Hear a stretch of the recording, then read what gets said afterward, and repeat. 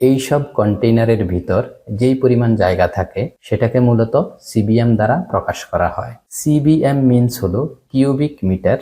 সাধারণত প্রত্যেকটা কন্টেইনারের দৈর্ঘ্য, প্রস্থ এবং উচ্চতা এই তিনটিকে গুণ করেই এই কিউবিক মিটারটা বের করা হয়। একটা 10 ফিট কন্টেইনারে সাধারণত 15 সিবিএম জায়গা পাওয়া যায় এবং 20 ফিট কন্টেইনারে 33 সিবিএম জায়গা পাওয়া যায়। এছাড়া 20 ফিট হাই কিউব এই কন্টেইনারগুলোতে 37 সিবিএম জায়গা পাওয়া যায়। 40 ফিট একটা কন্টেইনারে 66 সিবিএম জায়গা পাওয়া যায়। 40 ফিট হাই কিউবের ক্ষেত্রে সেটা 76 সিবিএম এবং 45 ফিট হাই কিউব কন্টেইনারের ক্ষেত্রে এই জায়গাটার পরিমাণ হলো 85 সিবিএম। আশা করি বুঝতে পেরেছেন।